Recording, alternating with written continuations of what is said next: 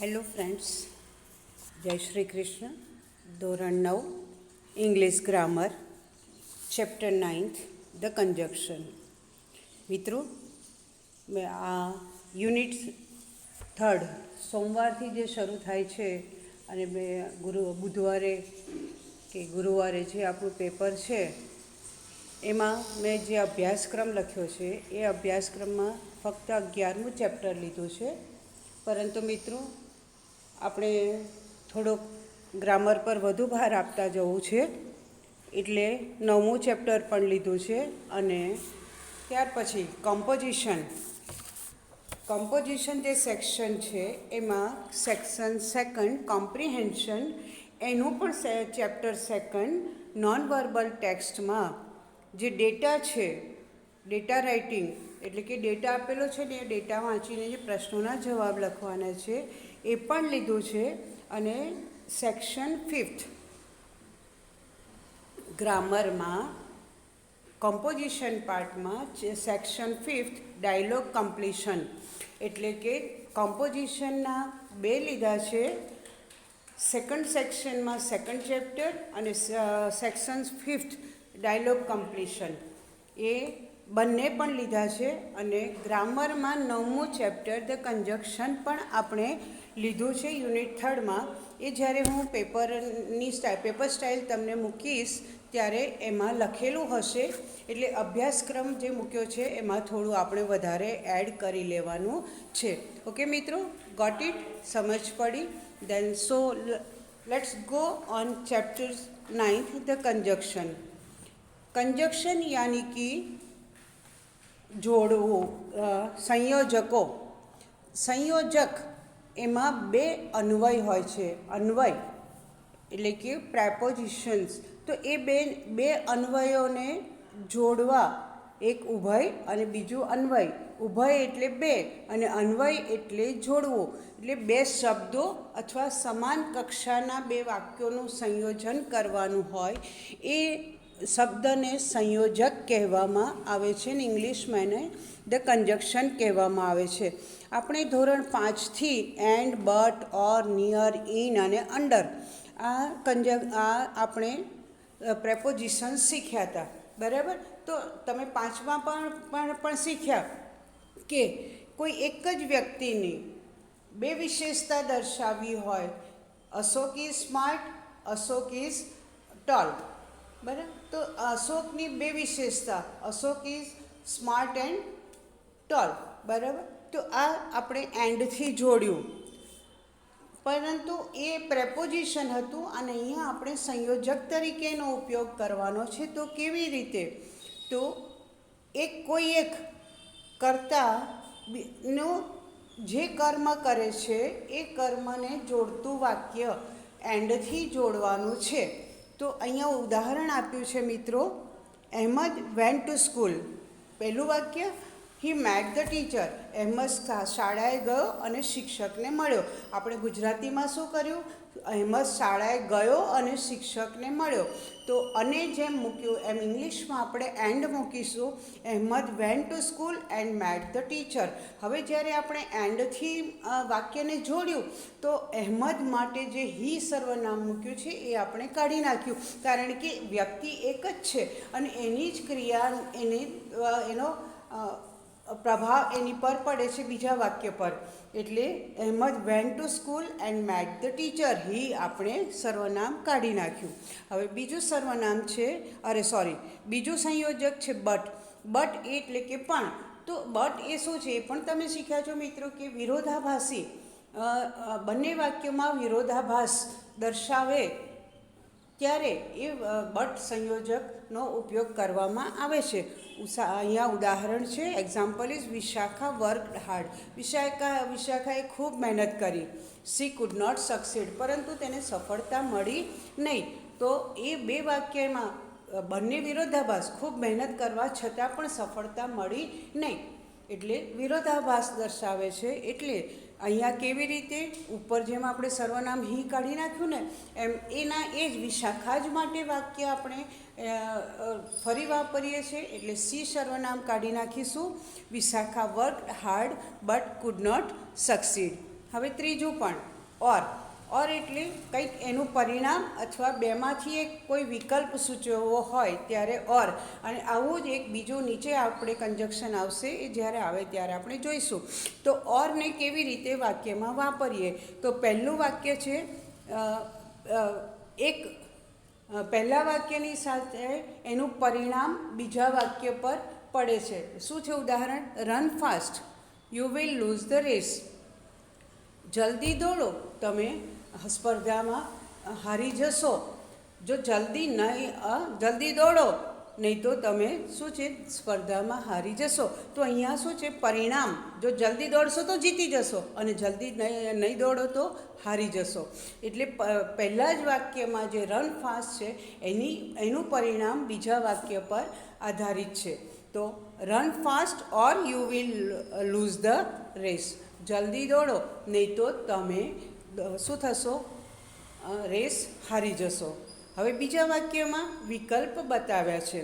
Will you have T, will you have coffee. Coffee તમે coffee લેશો કે ચા લેશો? આપણા ઘરે મહેમાન આવે, આપણે પૂછીએ શું ચાલશે, ઠંડુ કે ગરમ?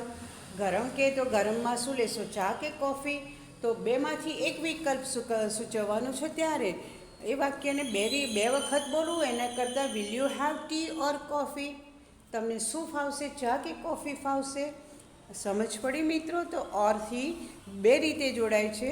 એક પહેલાં વાક્યનું પરિણામ દર્શાવવા માટે અને બીજું છે કે વિકલ્પ સૂચવે છે. ત્યાર પછી છે અધરવાઇઝ. અધરવાઇઝ એટલે કે નહીતર અથવા કોઈક જે કામ કરે છે એની અસર વિપરીત રીતે પડે છે અથવા એનું પરિણામ દર્શાવવાનું હોય એ અધરવાઇઝ. મેં ઉપર તમને કહું ને કે ઓરની જેવું જ બીજું જ એક આ સંયોજક છે અધરવાઇઝ. બેમાંથી એક આ પણ અધરવાઇઝ પણ સેમ ઓર જ જેવું છે. તો એનું ઉદાહરણ છે run fast or you will lose the race. એ આપણે જોયું. તો જલ્દી દોડો તો એની અસર વિપરીત પડે. જલ્દી નહીં દોડો તો શું થશો? રેસ હારી જશે. અને જલ્દી દોડશો તો નહીં હારો. આમ વિપરીત અસર બી પડે છે અને પરિણામ પણ આપણને સ્પષ્ટ દેખાય છે કે જલ્દી દોડશો તો જીતવાના જ છો. એટલે પરિણામ અથવા વિપરીત અસર અહીંયા દર્શાવે છે. અથવા નહીં તો જલ્દી નહીં દોડો તો તમે હારી જશો. ઓકે, તો ઓરની જેવું જ છે અહીંયા ઘડી અધરવાઇઝ.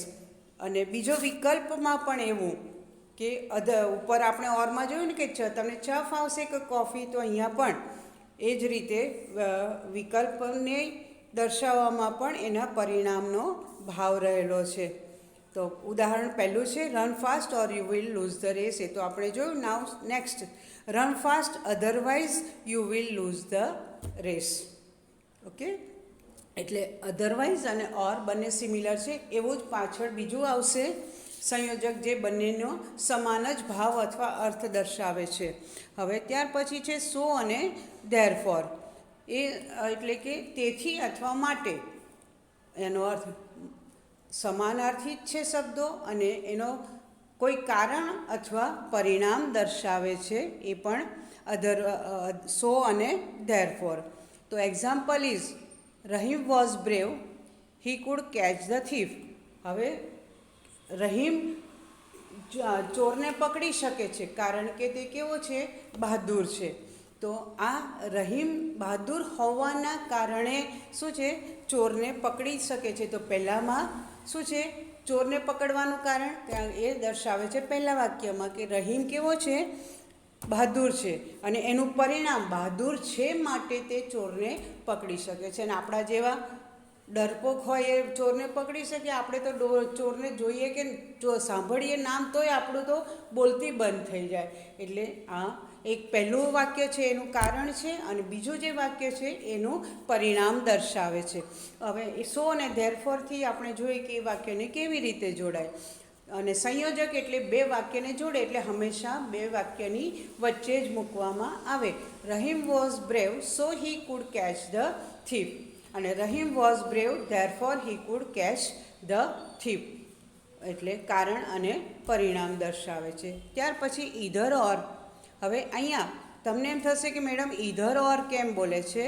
સામાન્ય રીતે વાતચીતની ભાષામાં અત્યાર સુધી આપણે આઈધર ઓર બોલતા આવ્યા છે. કેવું? આઈધર ઓર, અથવા બે વિકલ્પ છે એમાં કોઈ એક એવું દર્શાવવાનું હોય ત્યારે આઈધર ઓર.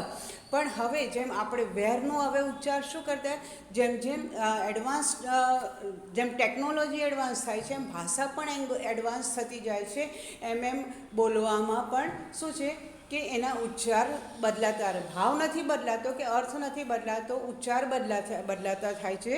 તો આઈધર ઓર બોલો અથવા ઈધર ઓર.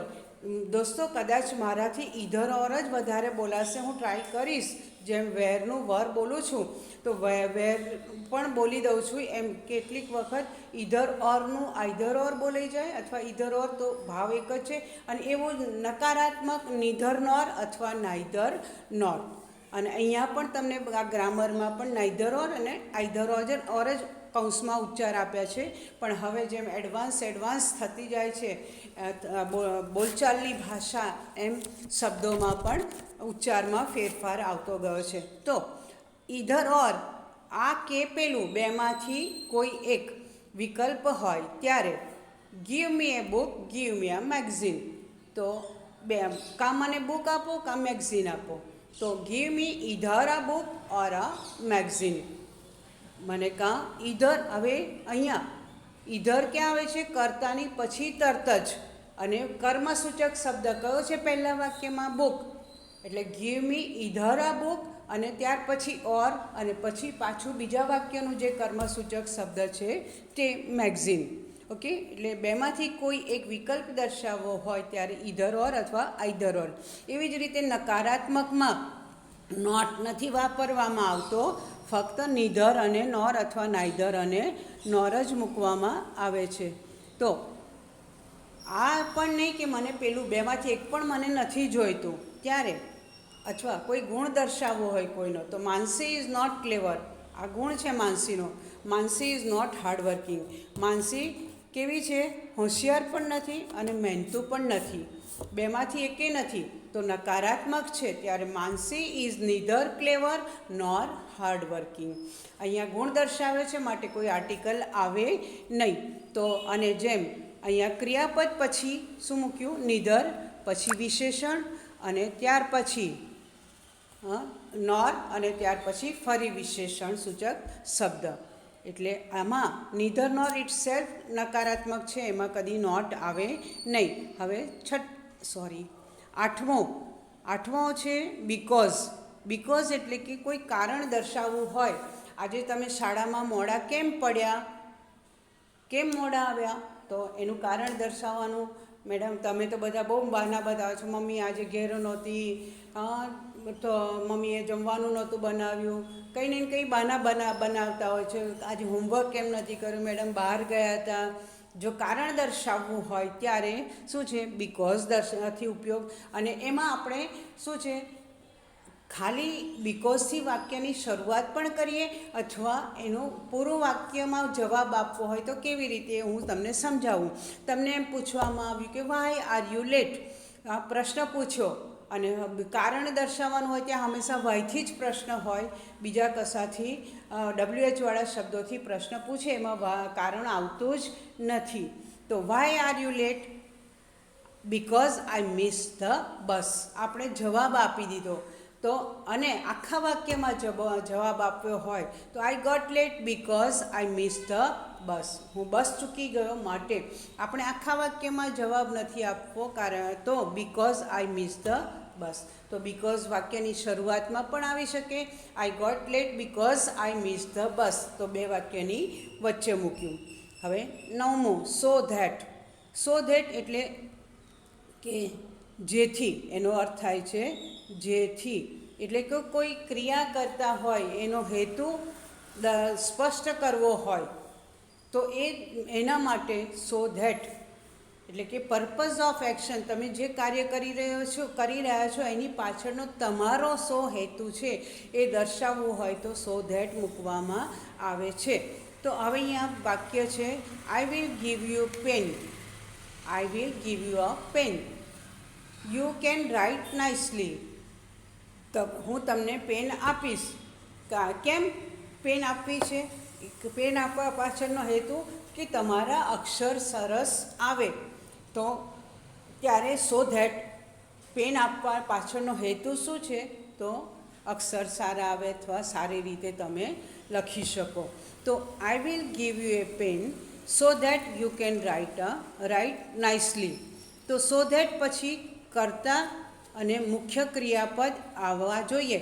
જો સો ધેટ અને પછી યુ, કોણ કરતા કોણ છે, યુ, અને મેઇન વર્બ, તો મેઇન વર્બ કયું, રાઇટ. તો આ વાક્યમાં કેવી રીતે સો ધેટ લખ્યું છે, આપણે વચ્ચે સંયોજક તરીકે મૂક્યું, તો I will give you a pen so that પછી કરતા યુ કેન રાઇટ. રાઇટ એ શું છે, મુખ્ય, અને કેન કયું છે, સહાયકારક ક્રિયાપદ. રાઇટ મિત્રો. તો યુ અને રાઇટ એ શું છે, કર્તા અને મેઇન ક્રિયાપદ આવવા જોઈએ, નહીં તો વાક્ય પૂર્ણ ગણાય નહીં. હવે 10મું વાક્ય, 10મું ઓર એલ્સ. ઓર એલ્સ એટલે અથવા અધરવાઇઝ, બંનેનો અર્થ સમાન જ થાય છે. પાછળ અધરવાઇઝ આવશે, અથવા અધરવાઇઝ ન આપે તો બંને અધરવાઇઝ અથવા ઓર એલ્સ, જેમ આગળ આપણે કેવું સો અને ધેરફોર અને ઓર અને અધરવાઇઝ, એવી જ રીતે ઓર એલ્સ અથવા અધરવાઇઝનો પણ અર્થ સમાન જ છે. એટલે ઓર, અધરવાઇઝ અને ઓર એલ્સ ત્રણેયનો અર્થ એક જ થાય છે. તો કોઈ બે સંકલિત બનાવો પ્રસંગિક ઘટના બનવાની હોય તો એના માટે જ્યારે વિકલ્પ દર્શાવવો હોય સંયોજક રૂપે, ત્રણમાંથી કોઈ પણ એક, ઓર એલ્સ કે અધરવાઇઝ, તો આપણે ઓર એલ્સ વિકલ્પ જે ઘટના બની એની પસંદગી હોય એમાં ઓર એલ્સ વધારે મૂકવામાં આવે છે. સો અહીંયા આપણે ઉદાહરણ જોઈએ કે pay fine or else go to prison. Fine ચૂકવો, આપણે નો પાર્કિંગમાં મૂકી દીધું વ્હીકલ, તો નો પાર્કિંગમાં મૂક્યો એટલે આપણે શું, પોલીસ એનો મેમો આપે એટલે એનો દંડ, ફાઇન એટલે દંડ. અહીંયા ફાઇન એટલે સરસ નહીં હો મિત્રો, ફાઇન એટલે અહીંયા દંડના અર્થમાં લેવાનું છે. પે ફાઇન એટલે ચૂકવવું, દંડ ચૂકવો, અથવા જેલમાં જાઓ, ગો ટુ પ્રિઝન, પ્રિઝન એટલે જેલ. અહીં બંને ઘટના છે, બેમાંથી એક તમારે પસંદ કરવાનું છે. તમે દંડની રકમ ચૂકવી દો, નહીં તો જેલમાં જવું પડશે. બે પ્રસંગ છે, બે ઘટના છે, એમાંથી બે વિકલ્પની પસંદગી આપણી છે. માટે ઓર એલ્સ અને અધરવાઇઝ પણ આમાં મૂકવામાં આવે છે. કેવી રીતે, તો pay fine or otherwise go to prison, બેમાંથી એક, ફાઇન ચૂકો અથવા જેલમાં જાઓ. બીજું વાક્ય reach on time or else miss your dinner. તમને જમવા બોલાવે છે કોઈ લગ્ન પ્રસંગમાં, તમે જો મોડા પહોંચો, જલ્દી ટાઈમે આવી જજો, નહીં તો બધું શું થઈ જશે, વાઇન્ડ અપ કરી દેશે જમવાનું. ઘણાને શું છે, બહુ મોડા આવવાની ટેવ હોય, તો ડિનર પૂરું થઈ ગયું હોય. એટલે બેમાંથી એક, સમય પર પહોંચો અથવા ડિનર મિસ કરો, બેમાંથી એકની પસંદગી તમારી છે. એવી જ રીતે reach on time otherwise miss your dinner. અને ત્રીજું વાક્ય you should work hard or else fail. તમે મહેનત કરશો તો પાસ થશો, નહીં તો ફેલ. તો અહીંયા યુ શુડ વર્ક હાર્ડ, તમારે મહેનત વધુ કરવી જ જોઈએ. શુડ, બરાબર, એટલે કે જ્યાં આપણને ફરજિયાત પણ નથી, પણ કમ્પલ્સનનો ભાવ છે. જો મહેનત કરશો તો પાસ થશો, અધરવાઇઝ ફેલ, બરાબર, અથવા ફેલ થશો. ઓકે. હવે ધો અને ઓલ્ધો. હવે આ જે ધો અને ઓલ્ધોનો અર્થ છે જોકે અથવા છતાં પણ, બંને પરસ્પર વિરોધી શબ્દ દર્શાવે છે. તો કેવી રીતે, ધો he is clever he failed. મિત્રો અહીંયા તમે કંઈક માર્ક કર્યું, ધો અને ઓલ્ધો ક્યાં મૂકવામાં આવે છે, વાક્યની શરૂઆતમાં. સંયોજક એટલે બેને જોડતો શબ્દ, પણ આ સંયોજક હોવા છતાં પણ વાક્યની શરૂઆતમાં આવે છે. આગળ આપણે બટ જોયું, એન્ડ જોયું, ઓર જોયું, ઇધર ઓર જોયું, નિધર નોર, વાક્યમાં વચ્ચે આવે છે. વેરેઝ ધો અને ઓલ્ધો હંમેશા વાક્યની શરૂઆતમાં આવે છે. ધો he is clever he failed, તે હોશિયાર હોવા છતાં પણ તે ફેલ થયો. ઓકે. અને ઓલ્ધો પણ એ જ છે, બંને વિરોધી શબ્દો છે. તો although he is poor he is happy, તે ગરીબ હોવા છતાં પણ તે ખુશ છે, અથવા જો કે તે ગરીબ છે તે ખુશ છે. ઓકે. અને છેલ્લો લાસ્ટ યટ. યટ એટલે કે હજુ સુધી અને છતાં પણ. તો એના ઉદાહરણ છે, her eyes are weak yet she watches TV. તેની આંખો કેવી છે મિત્રો? વીક છે, નબળી છે, છતાં પણ તે ટીવી જોવે છે. અહીંયા કેવો ભાવ છે કે આ આંખો નબળી હોવા છતાં પણ તે ટીવી જોવે છે. એટલે છતાં પણ ધોની જેમ જ અહીંયા પણ આ ભાવ સૂચવે છે. બીજું વાક્ય છે, are you not ready yet.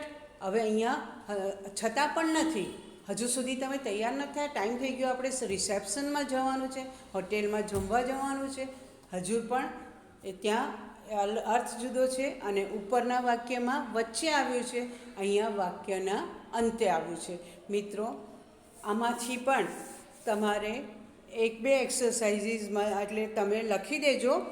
એકાદ એક્સરસાઇઝ હું તમને કરાવું છું, એમાંય 8-10 વાક્યો કરાવું છું, બધા નહીં કરાવું મિત્રો. તો આપણે હવે એક્સરસાઇઝ પર જોઈએ. બંને એક્સરસાઇઝના 5-6 વાક્યો, જો સમય હશે તો આપણે વધારે લઈશું, નહીં તો 5-6 વાક્ય લઈએ છીએ. એક્સરસાઇઝ 9th, એમાં પહેલી, fill in the blanks using the conjunctions given in the brackets. કૌંસમાં આપેલા સંયોજકોનો ઉપયોગ કરીને શું કરવાનું છે? આપણે ખાલી જગ્યા પૂરવાની છે. ઉદાહરણ છે, mister Pandya is not well yet he is working. તેમને સારું છે છતાં પણ તે શું કરે છે? મહેનતનું કામ કરી રહ્યા છે. ત્યાં ધેરફોર ના આવે. ધેરફોર શું છે? કારણ દર્શાવે છે. તો અહીંયા યટ આવશે. હવે પહેલું વાક્ય, Akbar was angry Birbal went home. હવે અહીંયા કારણ છે, અકબર ગુસ્સે થયા માટે બિરબલ ઘરે જતા રહ્યા. તો શું આવશે મિત્રો? અધરવાઇઝ આવશે? ના આવે. બેમાંથી એકની તો કોઈ પ્રસંગ નથી, ઘટના, પણ ધેરફોર આવશે. કારણ બિરબલનું ઘરે જવાનું કારણ શું છે? Akbar was angry. એટલે અહીંયા શું આવશે? Therefore. Akbar was angry therefore Birbal went home. બીજું વાક્ય, it is very hot days the traveller removed his coat. બહુ ગરમી હતી એટલે મુસાફરે તેનો કોટ કાઢી નાખ્યો. હવે એન્ડથી તો આવે નહીં. હા, કારણ છે, કોટ કાઢવાનું કારણ શું છે? એણે કેમ કાઢી નાખ્યો? કારણ કે બહુ ગરમી હતી. તો શું આવશે મિત્રો? It was very hot so the traveller removed his coat. Rana will drink dash tea dash eat biscuit. Rana બેમાંથી એક જ ખાશે. શું? કાં તો ચા પીશે અથવા બિસ્કિટ ખાશે. તો બેમાંથી એક વિકલ્પ છે. ઓર એલ્સ આવે મિત્રો? ના આવે. તો Rana will drink either tea or eat biscuits. બેમાંથી એક, બિસ્કિટ ખાશે કાં ચા પીશે. You must study hard dash you get good marks. તમે મહેનત કરશો તો તમને સારા માર્ક્સ મળશે. હવે વિકલ્પ તો છે નહીં, એટલે શું આવશે મિત્રો? So that. You must study hard so that you get good marks. પાંચમું વાક્ય, Meena was tired she walked home. હવે મીના થાકી ગઈ હતી એટલે તે ઘરે જતી રહી. Meena was tired yet she was થાકેલી હોવા છતાં પણ તે ચાલતી ઘરે ગઈ, રિક્ષા ન કરી. તો અહીંયા શું આવશે? એન્ડ તો આવે નહીં. Meena was tired yet C walked home. ચાલતી ઘરે ગઈ. ઓકે મિત્રો, હવે આપણે પછીની એક્સરસાઇઝ જોઈએ. બીજી એક્સરસાઇઝ પર જઈએ. Join the following pairs of sentences using the correct કન્જક્શન્સ. હવે 2 વાક્યો આપેલા છે, એને આપણે યોગ્ય કન્જક્શન વડે જોડવાના છે. અહીંયા તમને કૌંસમાં આપેલા નહીં હોય અને એમાંથી આપણે જોડવાના છે. તો કેવી રીતે? ઉદાહરણ આપ્યું છે, I will not visit Jaipur, I will not visit Udaipur. નહીં હું ઉદયપુરની મુલાકાત લઉં, નહીં હું જયપુરની મુલાકાત લઉં. તો I will visit neither Jaipur nor Udaipur. બેમાંથી એકેય હું જઈશ નહીં. પછી પહેલી exercise, father was happy Amit stood first in the class. હવે અમિતના પપ્પા ખુશ હતા કારણ કારણ દર્શાવે છે. કેમ ખુશ થવાનું કારણ? કે વર્ગમાં અમિત પ્રથમ આવ્યો હતો, તો અહીંયા કારણ દર્શાવ્યું છે. એટલે હવે આપણે જેમ મેં તમને આગળ કીધું હતું કે બીકોઝથી આપણે શું છે કે વાયથી પ્રશ્ન પૂછ્યો હોય તો, પણ અહીંયા પણ આપણે શું છે કારણ જ છે. પણ એના પપ્પાના ખુશ થવાનું કારણ શું છે કે અમિત પહેલો નંબરે આવ્યો હતો. તો father was happy because Amit stood first in the class. એવું નહીં કે પ્રશ્નના જવાબમાં જ આપણે વાયથી પ્રશ્ન પૂછ્યો હોય તો જ કારણ દર્શાવી શકીએ. તો આવી રીતે કોઈ કારણ દર્શક પ્રસંગ હોય તો પણ આપણે બીકોઝ મૂકી શકીએ છીએ. Second, Amar will drink tea, Amar will drink coffee. હવે બેમાંથી એક છે. અમન ચા પીશે અથવા કોફી પીશે. શું આવશે મિત્રો? બેમાંથી એક વિકલ્પ. તો either or. Aman will drink either T or coffee. Mohan came home, he head his dinner. Mohan ઘરે આવ્યો અને તેણે તેનું ડિનર લીધું. એટલે શું આવશે મિત્રો? And. Mohan came home and had his dinner. Okay, write fast, you will not complete the paper. જલ્દી લખો નહીં તો તમે પેપર પૂરું નહીં કરી શકો. તો કે શું આવશે મિત્રો? Otherwise. Write fast, otherwise you will not complete the paper અથવા ઓર એલ્સ. અને પાંચમું જોઈએ. I invited Sujal, he did not come for the party. મેં એને આમંત્રણ આપ્યું પરંતુ તે પાર્ટીમાં આવી નહીં. પરંતુ એટલે શું આવશે મિત્રો? બટ. તો I invited Sujal but he did not come for the party. મિત્રો હવે આપણે ગ્રામરનો જે વિભાગ પાડ્યો છે એમાં આ એક્સરસાઇઝ 9ની પહેલી અને બીજી એક્સરસાઇઝ લખી દેજો મિત્રો. ત્યાર પછી હવે આપણે નેક્સ્ટ વિડીયોમાં ડેટા એટલે કે સેક્શન સેકન્ડનું નોન વર્બલ ટેક્સ્ટનું સેકન્ડ ચેપ્ટર લઈશું. Till then we are signing off. Have a nice day. Bye. See you. જય શ્રી કૃષ્ણ.